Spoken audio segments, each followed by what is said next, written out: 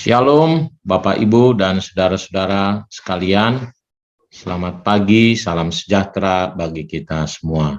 Ya, pagi hari ini saya ingin membagikan renungan sebelum kita berdoa.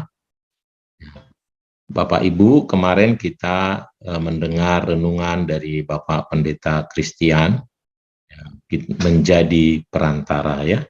Menjadi perantara itu adalah doa, bahkan berdoa dengan sungguh-sungguh, bahkan sampai mencucurkan air mata. Tetapi yang ketiga adalah hidup saleh katanya ya. Dan saudaraku, menarik sekali, kemarin tidak terlalu dibahas hidup saleh. Nah, hari ini saya mau lanjutkan. Jadi judulnya adalah berpadanan dengan Injil. Ya, hidup berpadanan dengan Injil. Hidup berpadanan dengan Injil Kristus ya. Mengapa kita harus berpadanan dengan Injil Kristus? Sebab tanpa hidup saleh atau hidup berpadanan dengan Injil Kristus, maka kita jadi tidak layak untuk memberitakan Injil Kristus itu. Kita tidak layak menjadi perantara, menjadi imam itu. Nah, menjadi persoalan bagi anak-anak Tuhan untuk membawa anggota keluarganya menjadi saksi Kristus adalah kehidupannya. Hidupnya tidak berpadanan dengan Injil Kristus. Atau kalau kemarin hidupnya tidak saleh. Nah, oleh karenanya mari kita coba belajar dulu kebenaran firman Tuhan ini ya. Nah, Filipi 1 ayat 27, ya, ini Rasul Paulus menuliskan, menghimbau kepada gereja Tuhan, jemaat Tuhan di Filipi. Nah, dia katakan begini ya, hanya hendaklah hidupmu berpadanan dengan Injil Kristus, supaya apabila aku datang, aku melihat, dan apabila aku tidak datang, aku mendengar bahwa kamu teguh berdiri dalam satu roh dan sehati sejiwa berjuang untuk iman yang timbul dari berita Injil. Jadi poinnya di sini Rasul Paulus menekankan hidup kita sebagai jemaat Tuhan harus berpadanan dengan Injil Kristus. Nah, saudaraku, menarik sekali bagaimana sebenarnya maksudnya hidup berpadanan dengan Injil Kristus. Ya. Nah, hidup berpadanan dengan Injil Kristus adalah hidup yang sesuai dengan nilai-nilai dari Injil Kristus. Atau hidup berpadanan dengan Injil Kristus itu adalah hidup sebagai warga kerajaan sorga. Injil adalah hukum kerajaan sorga, karena itu setiap orang Kristen, setiap anak Tuhan yang adalah warga kerajaan sorga wajib sesuai dengan hukum-hukum kerajaan sorga, yaitu Injil Kristus itu.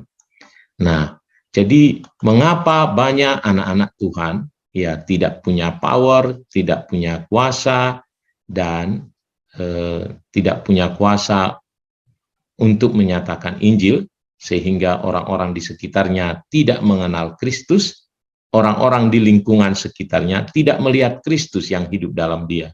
Kenapa? Karena dia hidupnya tidak berpadanan dengan Injil. Ya, bahkan mungkin ada yang menjadi seteru bagi Injil itu sendiri. Ya, terbalik. Ya. Nah, ini yang menjadi PR bagi setiap anak-anak Tuhan, bahwa hidupnya harus berpadanan dengan Injil. Bukan hanya supaya bisa menjadi perantara, tetapi juga kita akan bisa melihat janji-janji Tuhan digenapi atas hidup kita apabila kita berpadanan hidup kita itu dengan Injil itu. Ya, sebab Roma 12 katakan ya, jadi kita harus berubah oleh pembaruan budi kita, baru kita bisa mengerti kehendak Allah itu.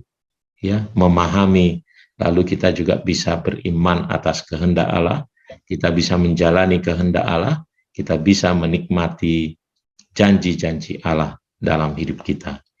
Nah, saya rindu betul-betul kita memahami, jadi kita sudah lewati. Ini langkah pertama, kita terus berdoa setiap hari ya, bagi banyak orang, bagi jemaat Tuhan, bagi orang-orang di sekitar kita, bagi kota kita, bahkan bagi bangsa kita.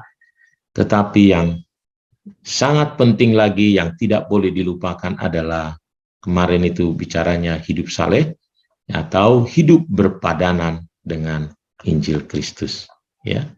Nah, bagaimana prosesnya, bagaimana kita hidup berpadanan dengan Injil Kristus itu ya.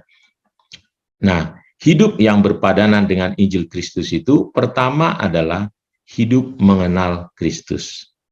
Ya, kita mengenal kasih-Nya, mengenal pengorbanannya. Sebab itulah dasarnya. Tanpa kita menyadari kita orang berdosa, lalu Yesus mati untuk kita, kita diselamatkan. Wow, tanpa itu akan susah sekali hidup bagi Kristus. Nah, mari kita terus diingatkan, diteguhkan, itu sebabnya kita terus mengadakan perjamuan untuk mengingat terus apa yang Tuhan lakukan. Kita harus mengenal kasih Tuhan yang tanpa syarat, mengenal kasih karunia-Nya yang luar biasa bagi kita. Ya, kita orang berdosa, tetapi dikasihaninya. Ya, harusnya kita adalah orang yang pantas dimurkai, tetapi Allah memberi kasih karunia bagi kita. Nah, yang kedua adalah lalu kita hidup di dalam Kristus. Yesus menjadi Tuhan atas hidup kita. Ya, kita berjalan ya seturut perintah Yesus, kita menjadi hambanya. Tuhan artinya adalah Tuhan, penguasa tunggal dalam hidup kita. Nah, kita harus belajar hidup di dalam Kristus. Dan kalau begitu, itu artinya kuasa Tuhan akan mengalir dalam hidup kita. Karena Kristus yang berkuasa dalam hidup kita. Nah, lalu yang ketiga adalah hidup menderita bagi Kristus. Mengapa jadi menderita? Karena memang kita masih di dunia ini, kita masih punya tubuh, kita harus menyalibkan kedagingan kita. Nah, itu yang pertama. Yang kedua, kita memiliki musuh, yaitu roh jahat yang berkuasa atas orang-orang durhaka, dan mereka memang seringkali mengejek, menghina, dan itu bisa penderitaan di dalam Kristus. Ya, itu sebabnya Yesus berkata, kalau kita mau ngikut Dia, kita harus memikul salib ya setiap hari. Lalu yang keempat adalah kita terus diubahkan dari hari ke hari, karakter-karakter kita diubahkan. Kita memiliki hati yang lembut untuk diubahkan melalui firman Tuhan, melalui pekerjaan Roh Kudus, melalui nasihat-nasihat. Kita terus mau diubahkan. Ya, karakter kita diubahkan untuk menjadi seperti Kristus. Lalu akhirnya kita bisa menjadi teladan dan berkat bagi orang lain, menjadi kesaksian. Hidup kita berpadanan dengan Injil, kita menjadi perantara, menjadi imam bagi orang-orang yang belum mengenal Kristus. Mari Bapak Ibu, tinggallah di dalam kasih Kristus, tinggallah ya di dalam kasih-Nya, pengorbanannya, dan hiduplah di dalam Dia.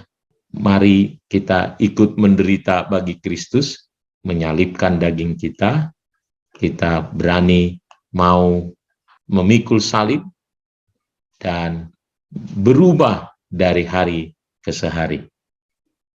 Itulah yang Tuhan mau, hidup kita berpadanan dengan Injil Kristus. Mari Bapak Ibu, ya, alami dan nikmati pekerjaan Tuhan melalui hidup kita. Kita dipakainya menjadi perantaranya dengan jalan hidup saleh tadi, hidup berpadanan dengan Injil Kristus. Tuhan memberkati kita semuanya. Mari kita datang kepada Tuhan.